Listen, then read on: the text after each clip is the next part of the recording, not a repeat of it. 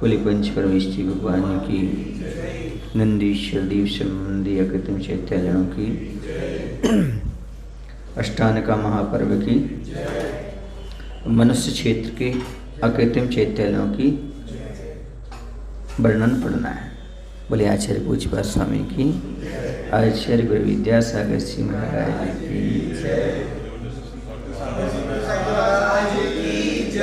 अष्टापंचाश शततस चतुशतानि मानस चे क्षेत्रे लोकालोक विभाग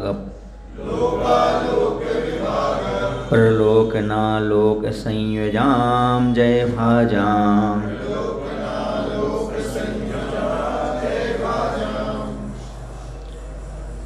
लोक अलोक विभाग प्रलोकनालोक संयोजाम। लोक और अलोक के विभाग को देखने वाले जो प्रकाश पुंज हैं, ऐसे केवल ज्ञान दर्शन से सहित जय भाजाम घातिया करुण रूपी शत्रु का नाश कर जो सर्वत्र विजय को प्राप्त हुए, ऐसे भगवान अरहंतदेव के अकृत्रिम जिनालय यह मानुष्य क्षेत्र, इस मनुष्य लोक में अष्टापंचाशतः चतुशतानि 458 हैं। कितने हैं? 458 हैं।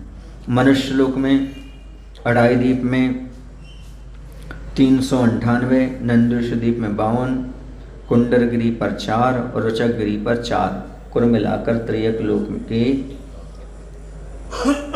458 अकृत्रिम चैत्यालय हैं।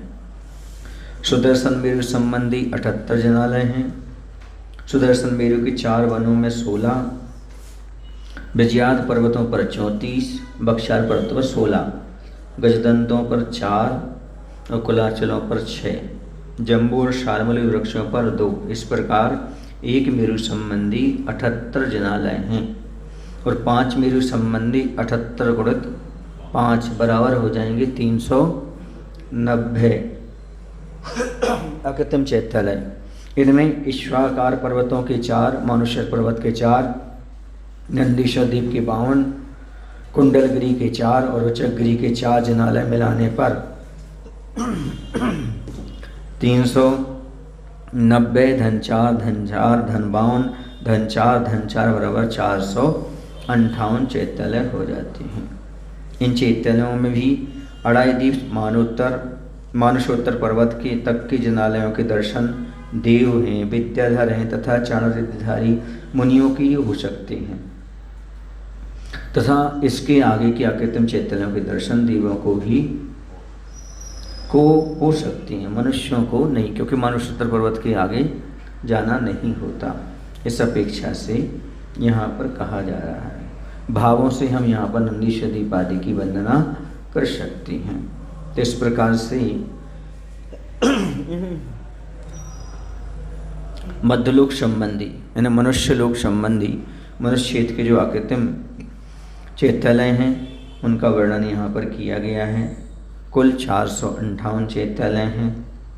आचार्य जी इसका हिंदी अनुवाद करते लिखते हैं, आलोक का फैलाओ कहाँ तक लोक कहाँ तक फैला है, जाने जो जिन हैं जय भाजन मिटा उन्हीं का फेरा है, कहीं उन्हीं से मनुज लोक के चैत्यालय की गिनती है, 458 ऊपर जिनमें मन रम विनती है।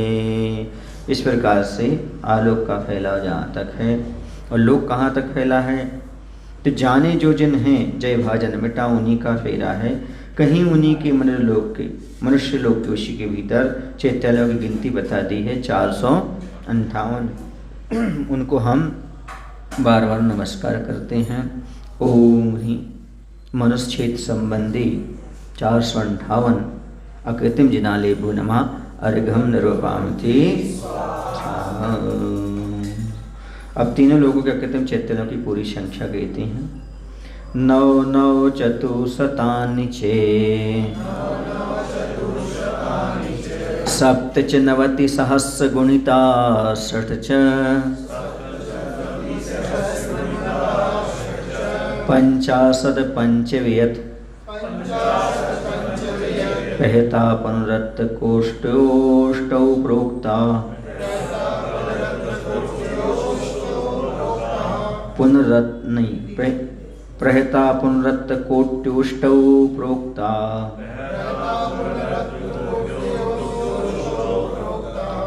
एतावन्न एव सता मकृति मान्यथ जनेशिनां भवनानि भुवनत्रितयेतर्भुवन् सुरसमिति समर्च्यमान सतो प्रतिमानि।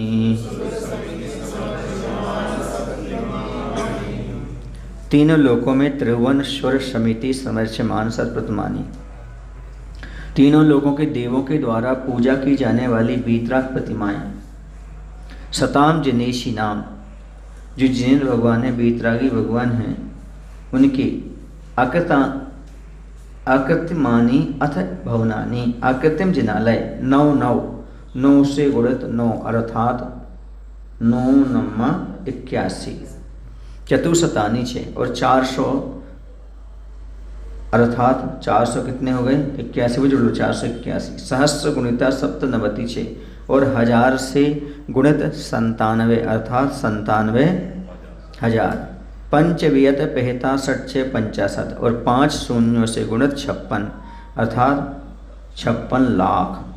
पुनः अत्र अष्टौ कोट्याः, पुनः 8 करोड़ अर्थात 8 करोड़ 56 लाख 97,481 एतावंती यो प्रोक्ता, इतने ही कहे गए। तीनों लोकों में चतुर्निकाय के समस्त देवों से पूज्य जिनेन्द्र देव की अधोलोक संबंधी 7,72,000, मध्यलोक संबंधी 458, ऊर्ध्वलोक संबंधी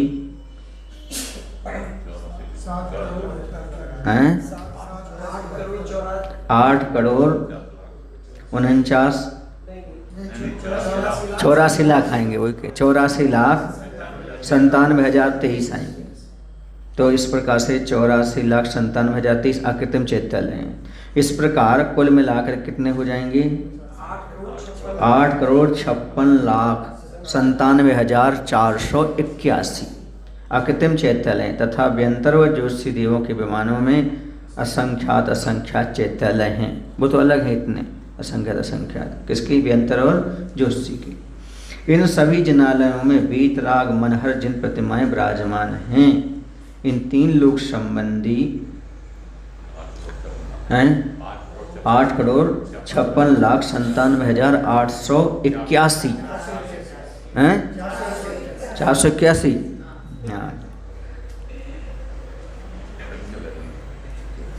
85 लाख।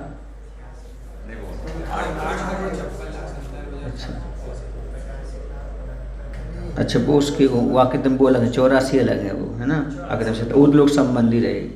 इसमें रहेंगे 8,56,97,481 इतने चैतन्यों में जिन प्रतिमाओं की संख्या है 9 कोटि सयापन बीसा लखा तेवन सहस्र सग बीसा 900 तह अड़ याला जिन पड़ी माँ किट्टिमाम बंदी। अभी कितने हो गए 925 करोड़ 53,27,948 हैं। इन समस्त आकृतिम प्रतिमाओं की मैं वंदना करता हूँ। हाँ, अब ये प्रतिमाएं हो गई उसमें, क्योंकि सब में 108 प्रतिमाएं होती हैं, तो 925 करोड़ 53,27,948 ये सब आकृतिम प्रतिमाएं हो गई। इनकी मैं वंदना करता हूँ। समझ गए, ये वंदना यहाँ पर की जा रही है। आचार्य भगवंत ने इनका हिंदी अनुवाद किया है, उसको अपन देख लेते हैं।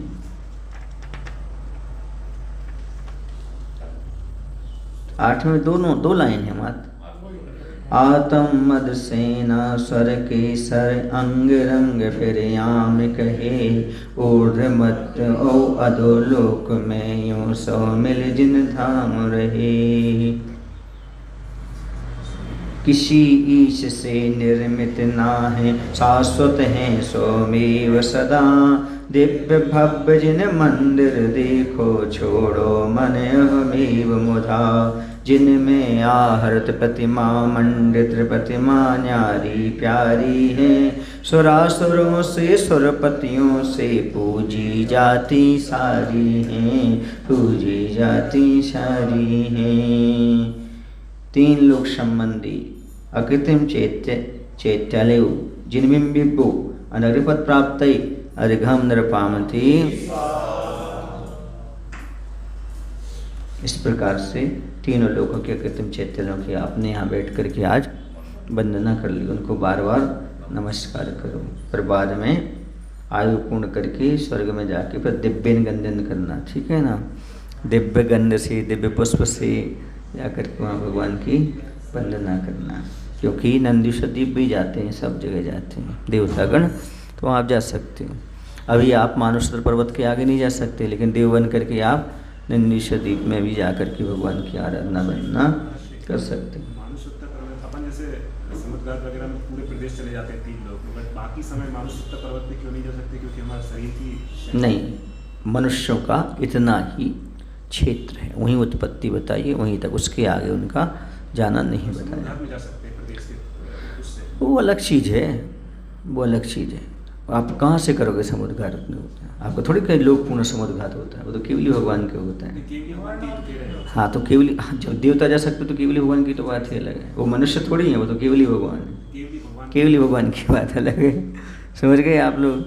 वो उनके आत्म प्रदेश जा सकते, समझ गए ना? इस प्रकार से कहाँ? हाँ, तो वहाँ पर यदि मरण की अपेक्षा जाना है तो उस अपेक्षा चले जाओगे आप, वहाँ जन्म लेने जाना है आपको कहीं, तो इस प्रकार से। लेकिन मनुष्य नहीं जाएगा वहाँ पर, मनुष्य नहीं पाया जाएगा। मात किसकी कही जा रही बात? मनुष्य की कही जा रही, त्रिंज की बात नहीं कही जा रही, और की नहीं, वो तो पाए जाएंगे त्रिंज वगैरह। मानुषोत्तर पर्वत के आगे मनुष्य नहीं पाए जाएंगे, ये है मुख्य रूप से। हाँ, उसमें है आपका मध्यलोक का वर्णन पढ़ लेना एक बार, इसमें सब है। इस मनुष्य लोक के वर्णन में मनुष्य कहाँ तक पाए जाते हैं कैसे। अब मध्यलोक की 458 चैत्यालय की बात करते हैं। बक्षार रचक कुंडल रौप नगोत्तर कुलेषु कार नगेषु कुरुषुच जिन भवनानि त्रिशतान्यधिकानि तानि षड्विंशत्या।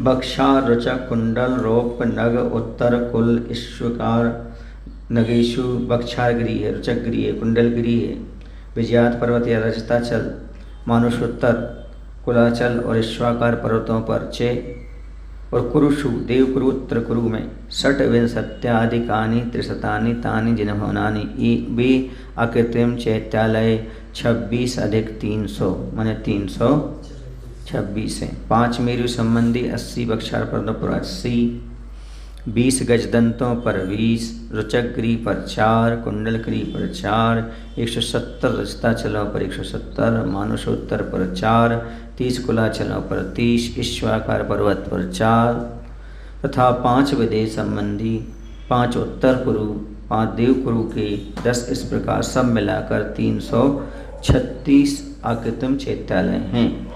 इन्हें 5 मेरु संबंधी 80 तथा नंदीश्वर संबंधी 52 चैत्यालय मिलाने पर कुल 458 अकृत्रिम चैत्यालय इस प्रकार से हो जाते हैं। अब चूंकि वो पूरी 2.5 दीप के हो जाते हैं, ये मनुष्य लोकमात्र के यहाँ पर ले लेना, क्योंकि दीप 8वां दीप नंदीश्वर है, उसके भी जोड़ लिए और 5 मेरु संबंधी जोड़े तो 458 ऐसे हो जाते। बाकी वहाँ के देखे जाएँ तो कहाँ के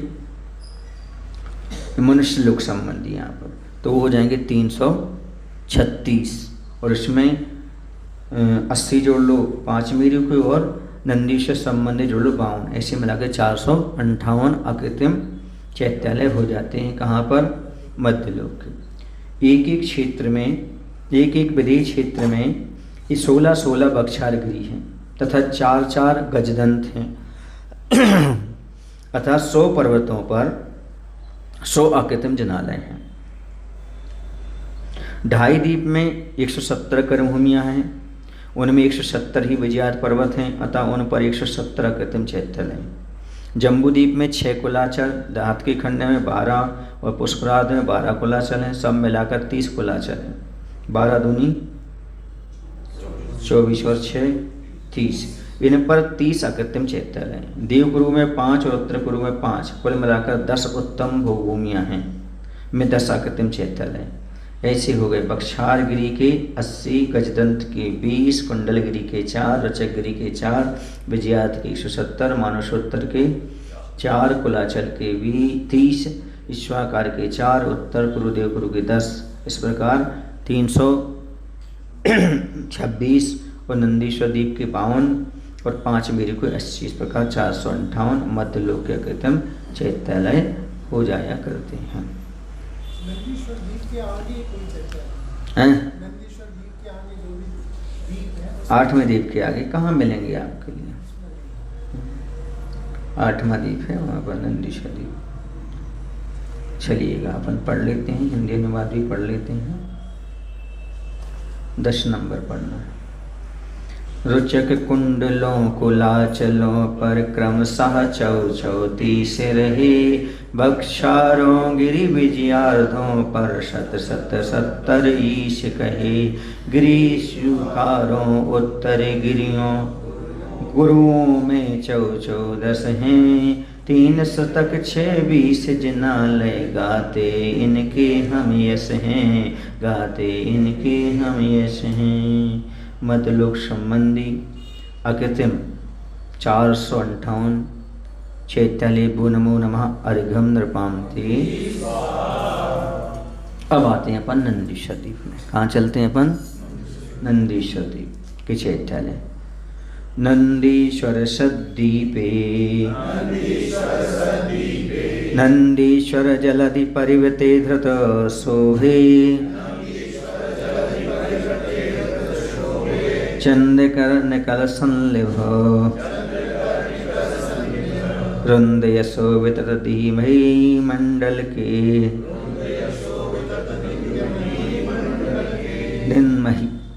दिनमहि मंडल के। तत्रांजन दधि मुख प्रतिकर पुरु नगवराख पर्वत मुख्या,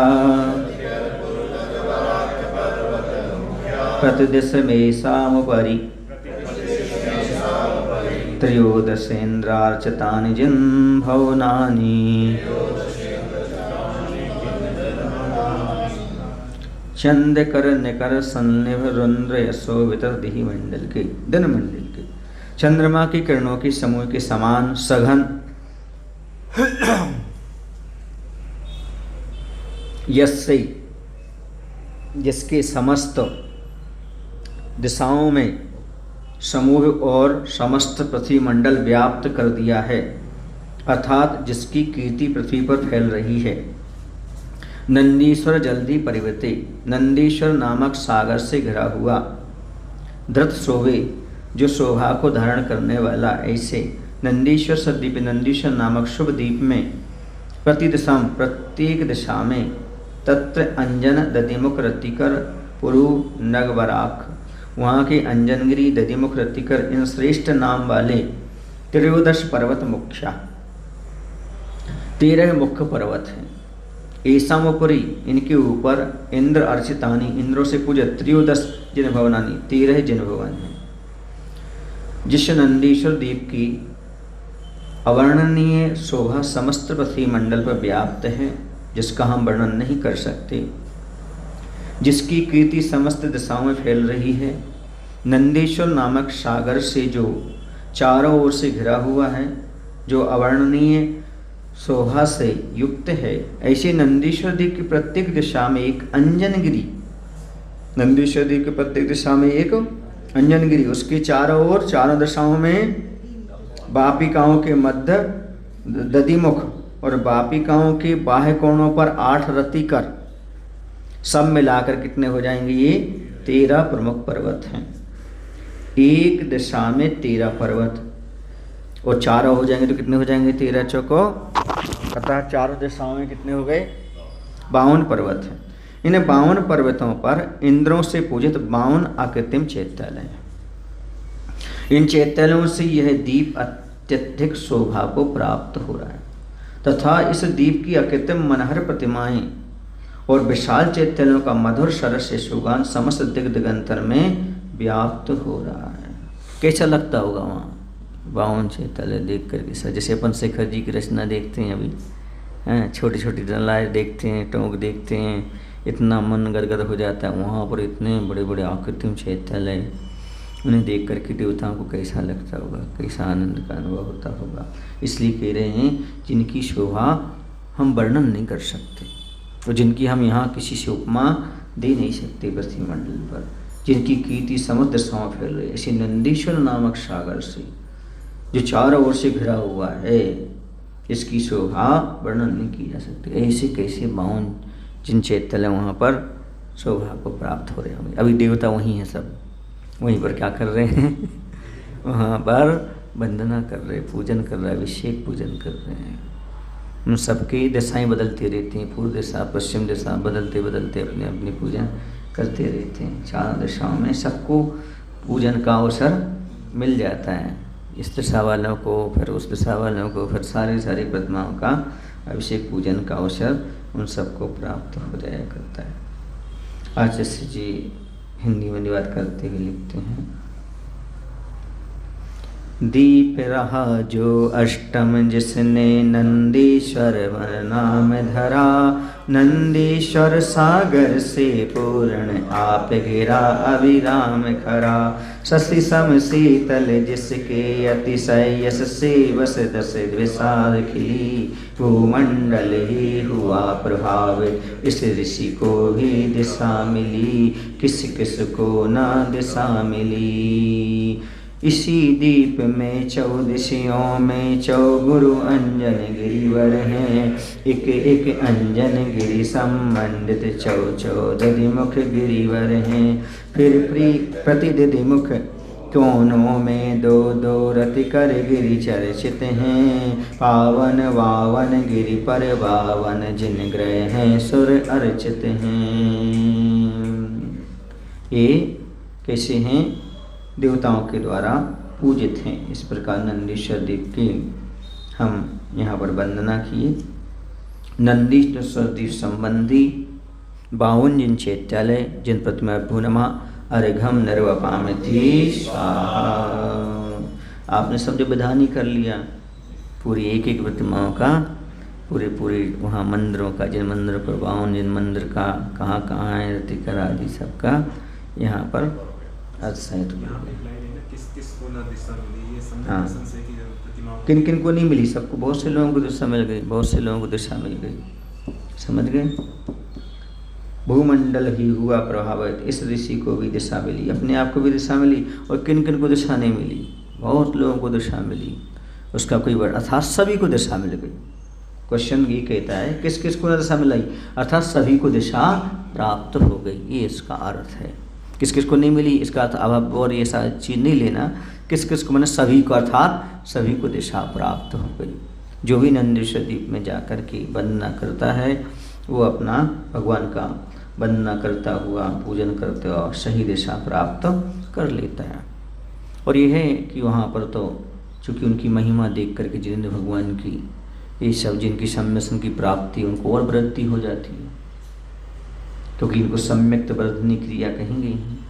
भगवान का अभिषेक पूजन आदि हैं, ये कौन सी क्रिया है?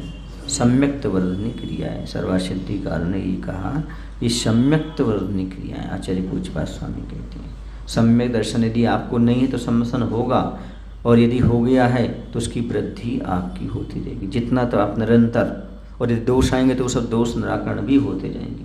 स्वाध्याय इसलिए तो किया जाता है और हमारे सम्यसन दृढ़ हो। और यदि कहीं हमारी आस्था धूमिल हो रही हो तो स्वाध्याय करने से पुनः वह उसी स्थिति में आ जाती है। जैसे स्वाध्याय करना, पूजन करना, दान देना, इन सबसे श्रद्धा मजबूत होती, भक्ति बढ़ती है। कर्म की निर्जरा तो होती है, लेकिन श्रद्धा भक्ति तो साक्षात बढ़ती है। आत्म परिणाम में बड़ा आनंद आता है। आत्म परिणाम शांत होते हैं, कषाय मंद होती हैं, और कषाय की मंदता ही तो सम्यक की ओर वृद्धि है। जैसे जैसे आपके अनंत अनुबंधी आदि कषाय समाप्त हो गई, दब गई, समझो आपको सम्यसन की प्राप्ति हो गई। और यदि नहीं हुई है प्राप्ति तो प्राप्ति होगी। सम्यक दर्शन की प्राप्ति और वृद्धि में यही कारण है। इसलिए पर्व क्यों आते हैं आप लोग, इसे तो बताते हैं। पर्व आपको सम्यक्त से जोड़ते हैं, चारित से जोड़ते हैं, धर्म से जोड़ते हैं, आत्मा से जोड़ते हैं। पर्व का अर्थ जोड़ना। पर्व का अर्थ पोर भी होता है। गन्ना देखा आप लोगों ने, गन्ना जो होता है, गन्ने के बीच में क्या होती है वो, हाँ, वो पोर कहलाता है। उसको पर्व भी बोलते हैं। शुद्ध भाषा में क्या बोलते हैं, पर्व। पर्व क्या करती है, दोनों को जोड़ती है। इसी प्रकार से पर्व आते हैं आत्मा और परमात्मा से, धर्म से हमें जोड़ने के लिए आया करते हैं। जैसे जुड़ते जाते हैं वैसे हमें उसकी प्राप्ति होती चली जाती है। इस समय पर आपको जगाने आए, आप सो ना जाओ, कि कम से कम इतने समय तो काम कर ही लो। कुछ लोग अन्य समय ज़्यादा धर्म ध्यान नहीं करते, विधान पूजन आती, लेकिन नंदीश्वर आता है या फिर तुम्हारा पर्युषण आदि आते हैं या कोई विशेष, तो उसमें जाग जाते हैं। बीच बीच में आपको जगाने के लिए सब आते हैं। आपके घर आते हैं। तीर्थ स्थानों पर आपको जाना पड़ता है, लेकिन पर्व तो आपके घर आते हैं। उठो, जागो, कहाँ सो रहे हो, नंदीश्वर पर्व आया है। अब तो आके तुम चैत्यालय जनालयों की क्या करो, वंदना करो, पूजन करो। देखो देवतागण सभी वहाँ जाकर के भगवान की आराधना कर रहे हैं, पूजन कर रहे हैं। उन्हें तो जीवन पर्यंत कुछ भी शोक दुखों का नहीं होना, फिर क्यों जा रहे हैं वो। कोई गरीबी नहीं आना जीवन पर्यंत, क्यों, क्योंकि भाव से ढालना आगे क्या करना, कल्याण करना है, कर्म की नजरा करना है। ऐसा नहीं कि वर्तमान में हम सुखी हैं, हमें धर्म की क्या जरूरत है, तो देवताओं को क्या जरूरत है, और स्वधर्मेंद्र को क्या जरूरत है, मैं ये बता दूँ। उसका तो फिक्स हो गया। क्या फिक्स हो गया उसको, मोक्ष सब फिक्स हो गया। एक भाव अवतारी है वो तो, पर उसे क्या ज़रूरत है आखिर तुम चैत्यालय में जाकर के, स्वदीप में जाकर के पंचगणक मनाने की, क्यों, क्योंकि जो मोक्षगामी जीव है वो इसके बिना रह ही नहीं सकता। उसके बिना रहेगा ही नहीं, वो रह गया तो काय का मोक्षगामी, फिर वो काय का मुमुक्षु। मुमुक्षु वही है जो इसके बिना रह ही नहीं सकता। मुमुक्षु मतलब जो मोक्ष की इच्छा रखता है। जो मोक्ष की इच्छा रखता है वो कैसे घर बैठ सकता है नंदीश्वर द्वीप में, मतलब वो भगवान की पूजन करेगा, अष्टांग का विधान रचाएगा, अच्छी तरह से भगवान की भक्ति करेगा। घर में कैसे रह सकता है, ऐसे वो देवतागण वहाँ रह कैसे सकते हैं। पूरी परिवार के साथ नंदीश्वर द्वीप में जाकर के भगवान की आराधना भक्ति करनी। वो कह रहे थे हमारा तो कल्याण होना ही है। अब जैसे मरीचि ने कहा था मेरा तो कल्याण होना ही, मुझे तो बनना ही है। अब नहीं, भटकना नहीं, समझ गए। हमारा निश्चित है तो क्यों नहीं करना पड़ेगा। तीर्थंकर का निश्चित है, इसी भाव से मोक्ष जाना है, पर जब तक दिगंबर मुद्रा नहीं धारेंगे तब तक कल्याण होने वाला नहीं। उन्हें भी पुरुषार्थ करना ही पड़ेगा, चाहे कोई भी हो, उसके बिना संभव नहीं। वो तो करते ही हैं, क्योंकि स्वाभाविक परिणति वैसी हो जाती, कहते जैसी गति वैसी मति, उसी प्रकार के। अब जिनकी भविष्यता अच्छी नहीं, वेस्टर्न का भी सो रहे हैं, मौज मस्ती कर रहे हैं, सब उनकी गति अच्छी नहीं है, तभी तभी मति उनकी काम नहीं कर रही। अब जब कभी आएगा, जब जागो तभी सवेरा, जीवन भर पड़ा रहा अंधेरा, आप जाग गए, समझो आपकी गति अच्छी है, अभी भविष्यता अच्छी, तभी तो आप जाग करके इस प्रकार का धर्म ध्यान कर रहे हैं। वरना देवताओं को क्या ज़रूरत है, कई बार मेरे मन में आता है उनको क्या ज़रूरत कुछ चीज़ करने की। नहीं, वो तो अवसर खोजते हैं, कब अवसर मिले, कब हम कहाँ पंचकर्णक हो रहे, कहाँ क्या हो रहा है, वहाँ पर जाएंगे, वहाँ पर रत्नों की वर्षा करेंगे, काम करेंगे। वो नहीं करेंगे तो चलेगा नहीं, बिल्कुल नहीं चलेगा, क्योंकि उनका मन ही नहीं मानेगा। करेंगे सब कुछ होते हुए जीवन पर्यंत तक। आज तक नहीं सुना कि कोई स्वधर्मेंद्र शांत बैठा हो, भगवान के यहाँ पंचकर्णक हो रहे हैं। सुना आप लोगों ने सम्यक दृष्टि कभी शांत बैठा नहीं। सम्यक दृष्टि तो सब कुछ लुटाने के लिए तन मन धन से वहाँ तैयार हो जाता है। वैसे यदि अपने आप को सम्यक दृष्टि मानती हो तो आपको भी मनुष्य लोक में रहते हुए इस प्रकार के इन चीज़ों को कभी छोड़ना नहीं चाहिए, चूकना नहीं चाहिए, क्योंकि बड़ी सौभाग्य से मिलती हैं। और भाव उसी के होते हैं जिसकी भवितव्यता अच्छी होती है। भवितव्यता अच्छी नहीं तो हाँ ऐसे तो आते रहते हैं नंदीश्वर पर्व। क्या अंतर आता है नंदीश्वर पर्व आने से, उसकी एक्टिविटीज़ में कोई अंतर नहीं आता, किसी चीज़ में कोई अंतर नहीं, समझ रहे। 24 घंटे और 365 दिन एक सा चलता रहता है, समझ। उसकी भी भवितव्यता अच्छी नहीं है। यदि उसका थोड़ा परिणाम बदलता है, पर्व को समझता है कि अवसर हमारे लिए प्राप्त हुआ है। जैसे कहीं भी आपके लिए कोई अवसर मिल रहे हों कि वहाँ जाओ, ऐसा करोगे इतना धन मिलेगा, तो आप लंका के छोर तक पहुँच जाएंगे, विदेश भी चले जाएंगे, हैं वहीं रहने लगेंगे, क्योंकि आपको धन मिल रहा है। लेकिन ये जो आपको प्रॉफिट का सीजन का समय आपको मिल रहा है, ये बम्फर क्या कहलाती है, हाँ बम्फर ऑफर, हाँ ये सारे मिल रहे हैं सीजन, तो इसमें कम से कम कमा लो जितना मिल जाए। हाँ, ये तो काम में आने वाला है, बाकी तो सब ऐसे ही है। इसी से सारे ऑफर मिलते हैं दुनिया के। ये आकर के करोगे तुम तो सब सारी चीज़ें अपने आप प्राप्त होती रहेंगी। अब देखो ना, वो लोग सब वंदना करते हैं, करते तभी तो जिनवाणी उनका नाम आया देवताओं को। सबसे पहले भगवान की स्तुति करते तो किनका नाम आता है, देवताओं का, क्योंकि उनका काम ही है, यही करते हैं। वहाँ पर जन्म लिया और बस भक्ति सबसे ज़्यादा, क्या करना, भक्ति। इसलिए आप लोग भक्ति में संतुष्ट मत हो, आप लोगों को तो आचरण भी चाहिए, क्योंकि आप मनुष्य हैं। वो भक्ति में श्रेष्ठ हैं, कौन, देवताओं को भक्ति करना है। त्रियंच भक्ति में मस्त हैं, लेकिन आप किस में रहो, आप मुक्ति में रस लो। भक्ति बनी मुक्ति में रस लो। मुक्ति कैसे मिले, इसमें रस लेना चाहिए। त्रियंच भी अनुव्रत ले लेते भैया, त्रियंच भी कम मत समझो आप, और आपने अनुव्रत लिया तो कोई बड़ी बात नहीं। आपकी विशेषता तब है जब आप किसको धारण करो, महाव्रत को, तब तो आप उससे पृथक हो।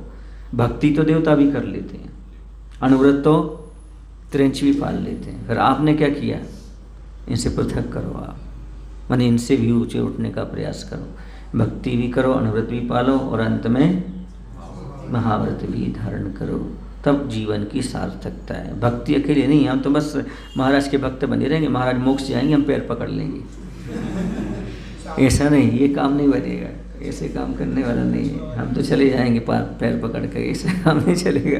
समझ आ रहा है? आपके लिए आचरण को स्वीकार करना पड़ेगा। बस बोलो महावीर भगवान की जय। आचार्य गुरुदेव श्री विद्यासागर जी महाराज की जय।